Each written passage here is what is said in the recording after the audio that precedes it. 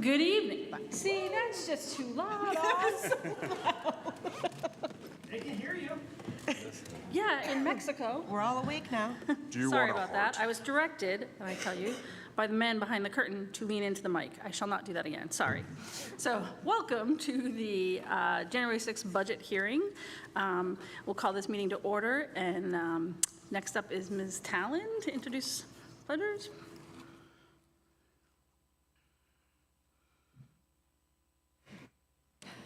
All right, is this one on? Yes. All right, good evening. You want to face them? And Happy New Year. With me tonight, I have two very prodigious 8th graders, Savannah Gustafson and Max Gallant.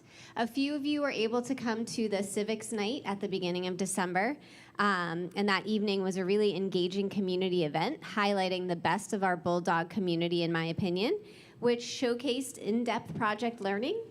Mr. Durrell, the 8th grade social studies teacher, tasked his 8th graders with taking on a very comprehensive project about civic engagement. Students were asked to write about and demonstrate the importance of learning about civics and the function of our government. The Civics Night displayed nearly 100 student projects. All of them were unique, but each exemplified some of our best student work. When I asked Mr. Durrell if there were any projects that came to mind as exemplary, he quickly named Savannah Gustafson and Max Gallant. Mr. Durrell stated that Savannah really got into the project, took it very seriously, and learned a lot. And he also stated that Max was really passionate and came to understand the purpose of government and civic engagement through the project. So I felt it was most appropriate to have two civically engaged young citizens lead us in the pledge tonight. So come on over.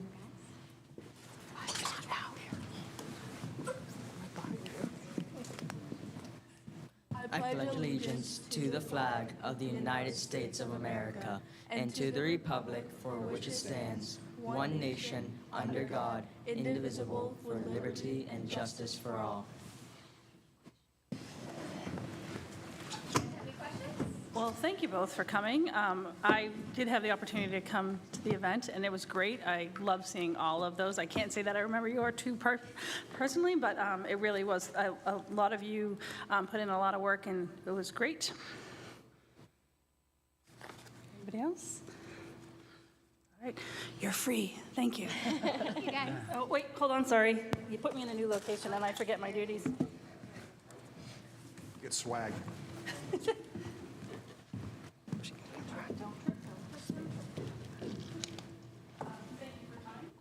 Civic mindedness.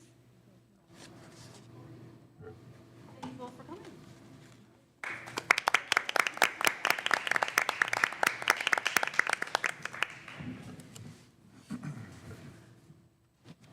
Mike, okay if I move this? Can I get a motion to approve the agenda? Make a motion to approve agenda. Second it. Any discussion? All those in favor? Aye. Aye. All right. So we have an opportunity for public comment before the presentation, and then, of course, there'll be an opportunity for questions and comments after the presentation. Anybody have anything now? Any hands online? Okay, seeing none, take it away, Superintendent Ray. Thank you, everyone. Can you hear me okay? Yes? No?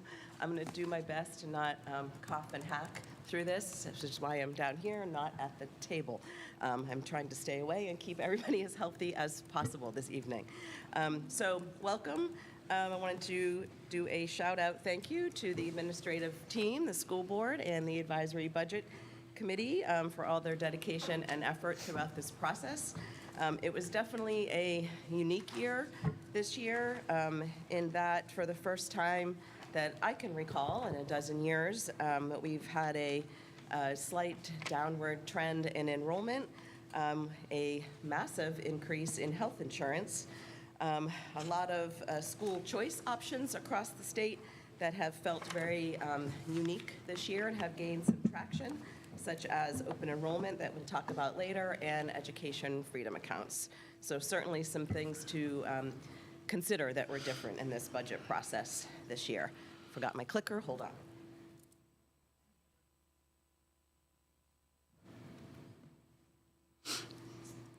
All right, so here is our outline for this evening.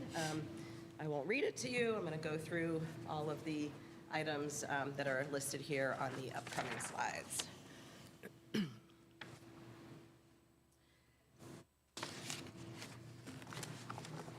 All right, so the budget timeline, really the important thing to note here is we start mid to late summer, the administrative team and I looking at the previous year, upcoming initiatives, and the items that we would like to consider in the budget cycle. Officially starts the first week of October with the initial presentation at an early school board meeting, and then culminates with these last three big activities. Tonight, the budget hearing, the February 7th deliberative session, and then the March 10th vote. As a reminder, our mission, we empower our community of learners in a safe and supportive environment to nurture compassion, cultivate curiosity, and inspire innovation. Our vision, the Barrington School District strives to be a community learning and growing together, giving students roots and wings. This year, our particular focus has been on academic growth and student engagement, which supports a safe and supportive environment.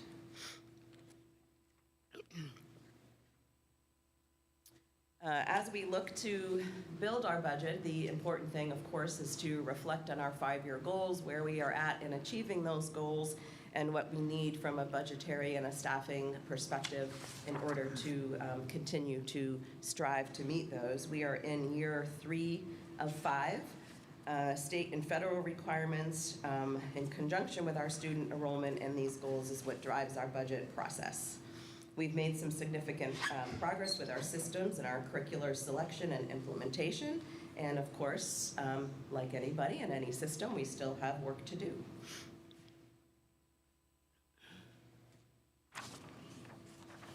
We are well on our way to adhering to the traits that create a highly performing district. We have clear goals. We're refining our processes, providing targeted supports by way of focused PD, and trying to improve and increase our family and community involvement. I think we all realize that post-COVID, we certainly saw a decline with that, and through our volunteer process and fingerprinting, we are trying to increase that involvement again.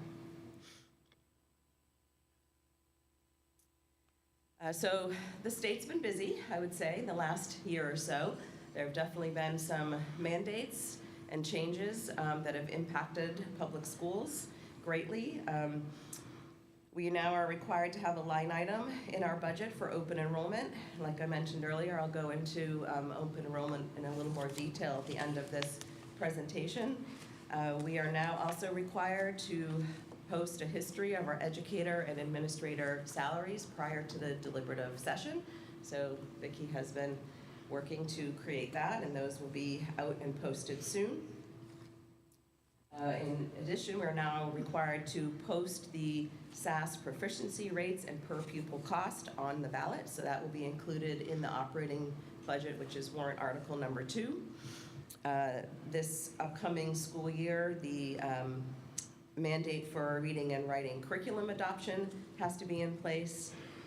And then a major change for us is the Hold Harmless grant is being phased out by the Department of Education, 20% at a time over 8 years. So the change for this year is reducing from $308,000 down to $246,000. So the Hold Harmless grant is probably something that people haven't heard about before, because those funds go directly from the Department of Education and the federal departments to the town to offset tax rates, much like adequacy funds, Medicaid, and special education aid do. Adequacy funds, the goal is to be 104% greater the next year over the current year. We don't qualify for the extraordinary needs grant because our house prices are too high and our free and reduced percentage is too low, and so in order to make sure we hit that 104% threshold, they instituted the Hold Harmless grant. I have not heard any information about whether they're planning on putting something in its place, so I'm not really sure where that 104% is going to come from in the future. But for now, that is the reduction for next year.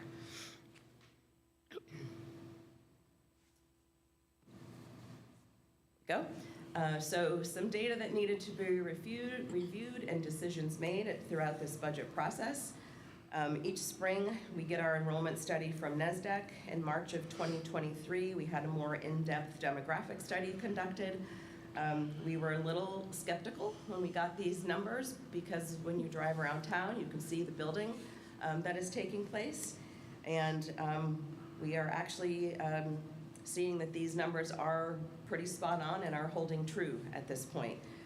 As a result of many conversations, we made the decision in this current proposed budget for next year to make a cut at the preschool and the 4th grade levels. Preschool, we will still be able to comply with our 50-50 match for students that are enrolled by the district with need, with peer models. And in 4th grade, given the size of the 3rd grade class, their class sizes will remain the same as the current year, still well under our policy size and recommendation. So we've seen at the K to 4th grade level this consistent slight decline in enrollment trends, and now at the elementary school next year, all 4 of the grade levels will be under 100. So that is very unusual for Barrington. We've always hovered around that 100 to 105 mark. So a quick look at projected enrollment. This is our current on the left-hand column, and then the projections, obviously, you know, we take out our graduating seniors and just bump everybody up a grade level, and then do the projection of kindergarten. I do have a range there of 85 to 90 because we just don't know who will actually enroll in the kindergarten class, but the total at the bottom, if you can tell that it's bolded, is indicative of that 90 number, just to be a little bit more on the safe side. So overall, we have a 32 student decline in this upcoming year, and it is primarily at elementary and high school. So to dig a little bit deeper, it used to be extremely important to track our high school numbers. You'll see in the next slide what the cost per pupil is for tuition to send our students out. It's still important, but not as imperative now because the cost per pupil is much tighter than it used to be. And again, we just take our 8th grade class, bump them up into 9th grade, and divvy them out on an average of where they have, where like the numbers have looked in the past years. So it used to make us a little nervous trying to make that decision this early on budgetarily, but like I said, the cost per pupil is so close now that it's not that great of a concern. So as you can see here, we don't have Dover's rate yet just because there's a tax rate structure and we don't get that until the fall of the next year, but there's only about a $400 difference in tuition rates from school to school.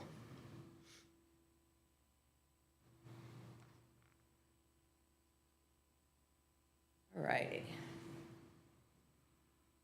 And this is who we are big picture.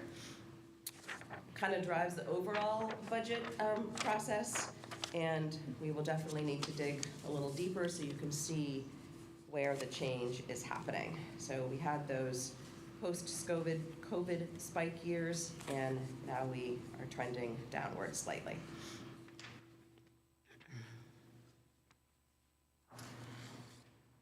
This is just preschool through 8th grade, so you can see who is in district versus the entire district's responsibility through high school.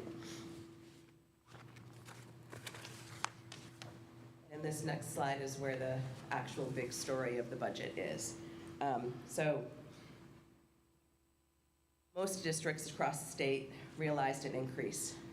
The range was, we were told, would be around 7% to around 35%. And you can see here on this slide that our increase was pretty much right at the top at 34.8% of an increase over last year, which is a 3.28% increase on the overall budget at a little over $1 million.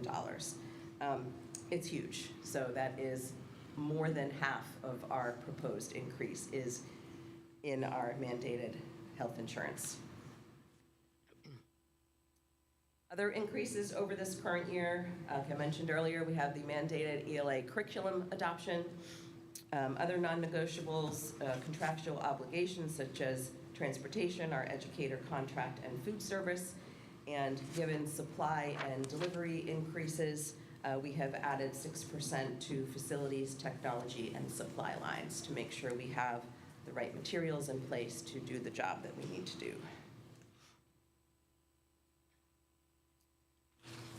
So just to kind of orient all of us to where we are at based on what I've said so far, I have more to share, but our current budget that we're operating under in 25-26 is $32,367,294. We are asking for an additional $1.8 million and change, which goes to the proposed budget of $34,173,459, a 5.58% increase, and a reminder that 3.28% of that is health insurance, and the default is at a 495. The difference of about $200,000 between the proposed and the default, for the most part, falls with transportation, food service, non-union employee raises, and we do have a full-time OT position in the budget to support student needs.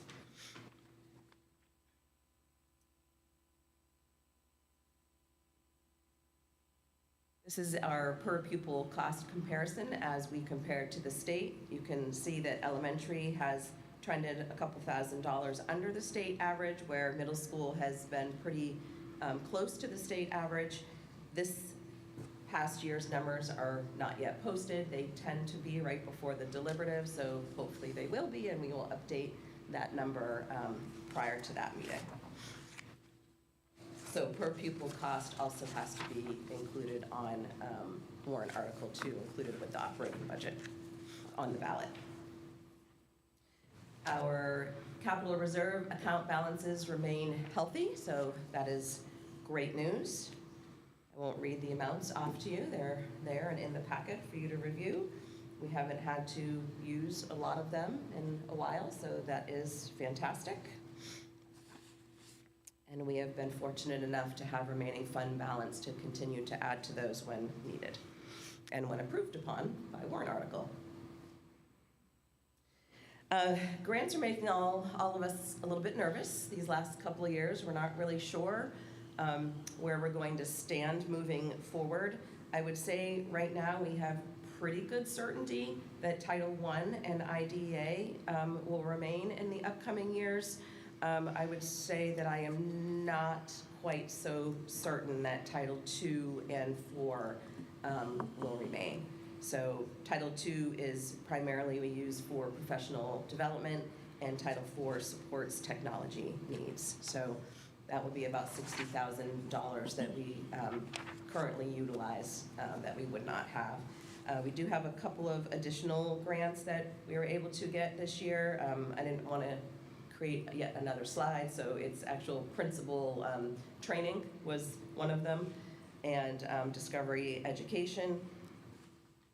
And then this second slide will probably be the last budget season that you see this one, because it's sort of becoming obsolete. These were additional grants that the Department of Education put forth with ESSER funds that districts across the state didn't use during COVID. And so they reissued the funds if you wanted to pursue those opportunities.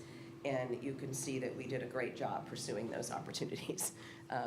The funds just don't exist any longer, so that's why you see blanks across the rest of the page. SAFE grants still continue to be available, so I'll just pull that one up onto page 1, moving forward.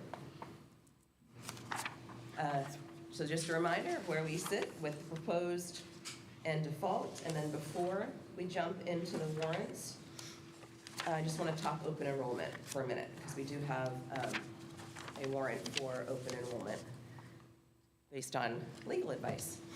So open enrollment is RSA 194D3. It is actually 30-year-old legislation, which has gotten a lot of attention this year in New Hampshire as a result of the issuance of parental rights policies and school choice. So it just brought some awareness to it. It also brought a lot of confusion. People thought that it was already implemented, and so I was getting phone calls and emails saying, well, we're coming to your school through open enrollment, and I was like, not quite yet. So currently, the law states that you have to put out a warrant to ask your voters, your community, if they want to be a sending and or receiving school. There was legislation on the floor last year that got pushed to this year, making it a statewide mandate, so it wouldn't be our choice.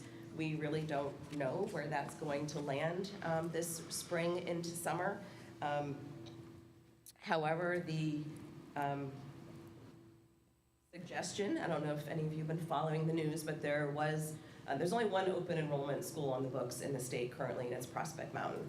And so there are a lot of students had from Pittsfield went to Prospect Mountain, and then Prospect Mountain asked to be paid the 80% per RSA 194 for the tuition, and Pittsfield said, no thank you, we're not an open enrollment school. So it went to the Supreme Court, and they actually ruled in Prospect Mountain's favor. And so it is an absolute law and factual that if a student were to attend an open enrollment school, that we, as the Barrington District, would have to pay 80% of our tuition rate to that receiving open enrollment school. So because other schools are entertaining this idea and there may be other opportunities, that's why legal counsel suggested that we put forth a warrant article to decide sending and receiving, basically to put some guardrails around the situation instead of leaving it undefined. If we don't define it, then we don't have any control over how many go, which means budgetarily, we then are writing checks for 80% of our tuition costs, and that'll be very challenging to maintain our current programs and status if that were to happen. So let's see, what did I miss here? Just a few other pieces to note: that selection of students, sending and receiving, per the current legislation, would be done by way of a lottery. And so if the warrant were to go forward and pass, we would then develop a policy in the lottery system, which we are actually quite good at, given our Oyster River High School process. Students may only change school once a year. Attendance is assumed to be full-time, not a compilation of homeschool, online school, private school, or other means. And again, I've already mentioned this may be for naught because it could be completely overwritten by new legislation. So I will go through the warrants and then we will take questions and comments. So warrant number 1 is for open positions. Last year we changed by way of a warrant the clerk, moderator, and treasurer positions from 1-year to 2-year terms. So this will provide some stability and carryover of knowledge for us. So those positions are now all up for 2-year terms, and we have 1 board member position open for a 3-year term. Warrant 2 is the operating budget. So this wording is very different than in past years. You can see it has our cost per pupil there, which we just took the average of elementary and middle, and then it has our language arts, math, and science proficiency scores listed, and then the proposed budget and the default budget. Another change that we have made this year is warrants that have a cost item have the tax impact listed on them now for the proposed as well as the default. Warrant 3 is for the paraprofessional association agreement, and you can see the 3-year estimated increases there. They're estimated. There's a variety of factors. You don't know if you're going to have your same staff, insurance, electives, et cetera. So the estimated tax impact for year one is listed there as well. Could I just add something? And just for transparency's sake, this contract has not been ratified or agreed upon by the school board, and I'm not sure if the association has, because we came to our tentative agreement just before the Christmas break, and this group hasn't met.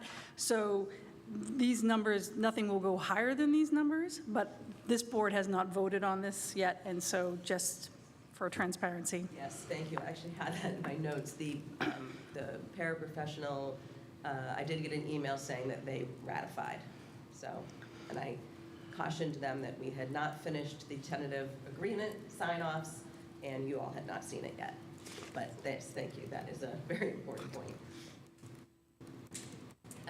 Warrant 4 is if warrant 3 were to be defeated, then we would ask to come back to the table to reconsider cost items only in warrant 3.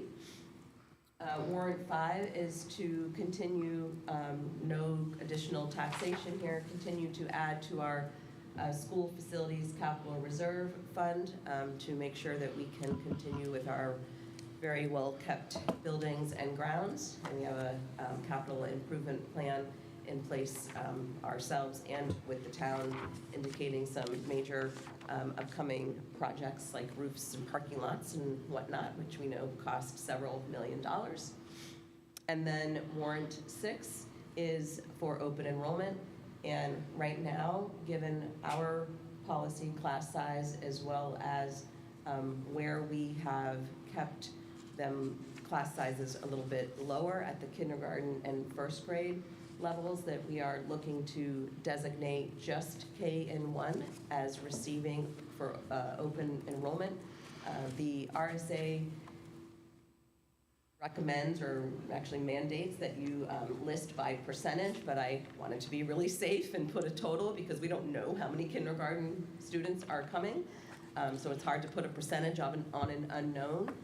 So not to exceed 5 additional students in kindergarten, not to exceed an additional 10 students in first grade, and then sending would be not to exceed 5 students. So we would, if we gained 15 students, we don't know what districts they're coming from, how much their per pupil costs are, but we would get 80% of their tuition sent to us, which would more than offset the tuition that we would send out for 5 students. So that's why there's not an additional, budgetary impact on this upcoming proposed budget. And I think it's best that we tip our toe in the water a little bit and set up the procedures small scale and get used to this in the event that it becomes a statewide mandate. And that is all I have. So now we're up to whether or not there are any questions or comments. We always start with folks here in person. Anyone? Okay. Chatty crowd. Anyone online?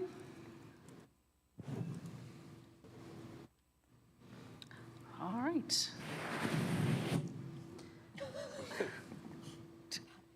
Okay.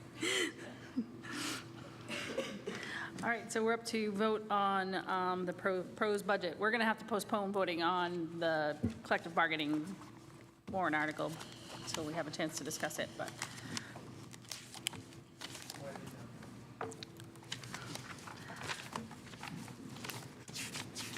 Shut it off, you can wipe it then.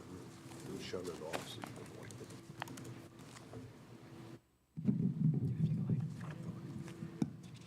I think if we can do All of them. the warrant, the articles, sorry, let me make sure. One, Well, yeah, we don't vote on one, right? so 2, 4, 5, and 6. Sounds right. I make an amendment to approve the following warrants: warrant 2, warrant 4, warrant 5, and warrant 6. I'll second that. Any discussion? All those in favor? Aye. Aye. Aye. Can get a motion to table voting on. I also make a motion to table warrant 3 pending following meeting.